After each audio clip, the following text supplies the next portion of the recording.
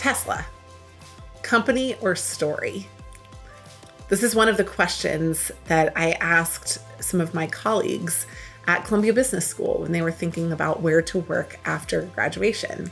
And some, especially those that had these incredible engineering or military backgrounds, focused on joining Tesla as a company.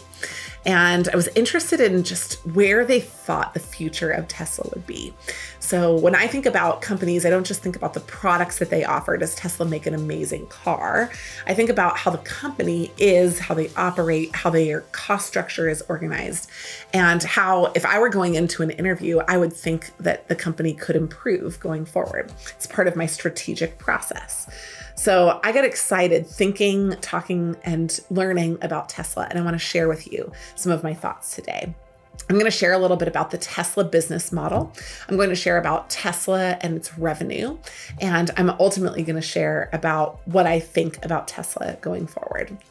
This is not a stock pitch on Tesla. This is an explanation of how Tesla operates.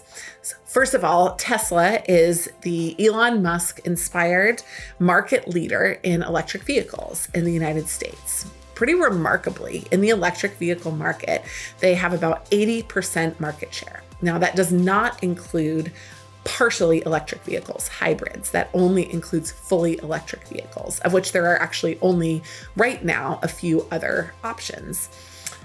However, that 80% in electric vehicle market share only represents about 1.5% of the overall automotive market in the United States.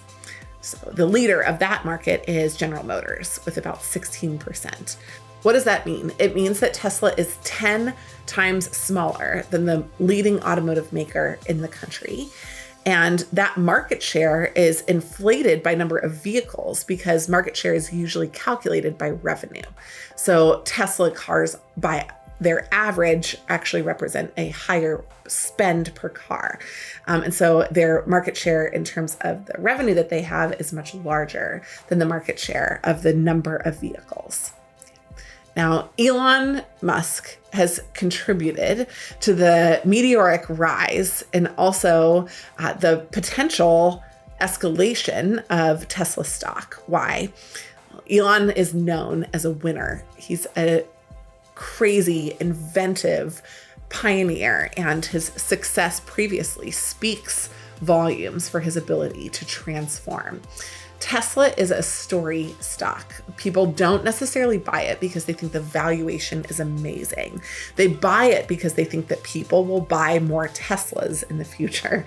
And so it's not necessarily a fundamentals stock that a lot of people buy, that you'll see as many hedge funds and large institutional organizations. People are buying what they believe is the future value of the company. And they're buying what Elon represents. He represents innovation. He represents possibilities of change. He represents hope for the future, which is exciting to buy into. I would argue that many people also buy a Tesla car for the same reason, that they've done an effective job of capturing the brand, although I don't have access to all of that data. How does Tesla make money? Well, historically, the joke was that they didn't, but that actually became a different story in 2020. Tesla posted $31.5 billion in 2020 revenue, 24.5 billion in 2019 and 21.5 in 2018. So what you see there is a story of not just growth, but accelerating growth, which can be kind of unusual in this kind of business. And I'll talk about why in just a minute. About 86% of the revenues for Tesla in 2020 came from from sales and leasing. And an increase came from energy storage and generation, about 6%, and then 8% from services. So one of the things that is important to note here is that I have a little beef with Tesla personally, because even though I think that the cars are amazing, one of the things that I've been interested in buying for a couple of years is a storage battery to power my home. I live in a rural part of California that's prone to wildfire risk, and we have power shutdowns to prevent wildfires during high wind periods during our fire season. And one of the things that I cannot get a hold of is a Tesla Powerwall, which I want to have integrated into my storage system for my house. So that's just a PSA. I want everybody to know that Tesla batteries, I think, are a big growth area. You'll see that it's actually begun to take more share of the revenue growth in the past couple of years. And I think we'll see some changes in that, but there are some limitations to who can actually even buy them now. The Tesla vehicles are delivered through wholly owned organizations that offer the Tesla services and sales. They are in largely major metro areas. So in the town that I live in, which only has 100,000 people, we don't have a Tesla dealer, but I can just drive to my nearest city, get one, and then have it out of there. In 2020, Tesla delivered almost 500,000 vehicles, which was their largest number to date, and it beat expectations. In addition, the company posted its first annual profits in 2020. Both of those were fairly remarkable because some of their plants were shut down or nearly shut down during the COVID shutdowns, and Elon got into some pretty famous spats with government officials about keeping the plant shut down.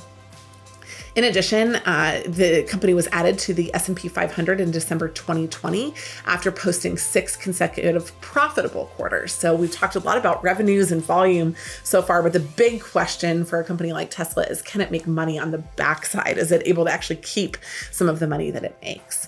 China is a very big area of growth. It accounted for 21% of the total revenue in 2020. And Tesla recently invested, famously again, $1.5 billion in Bitcoin, and it is planning to accept Bitcoin as a form of payment in the near future, which is pretty radical. Once again, Tesla segment breakdown, the gross profit comes largely from its automotive sector, not from the energy generation and storage.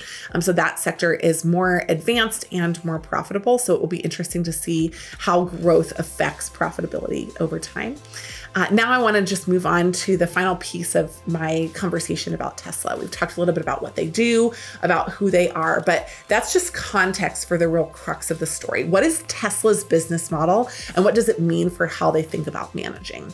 We actually do a case on Tesla that we have prepared where we talk about some pricing changes when rolling out a new model.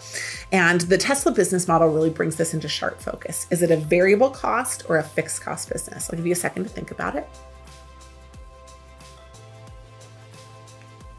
Tesla is a variable cost business.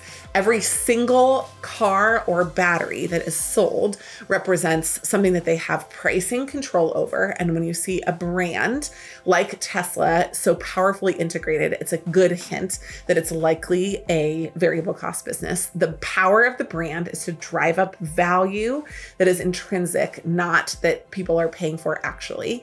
So a value over the cost of the car, which is valuable here.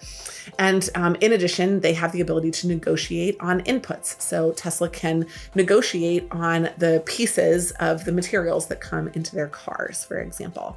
Tesla's a variable cost business. What does this mean? They still want to drive volume, but it means that high volumes aren't their only focus. Profit per unit is their key focus when they think about managing.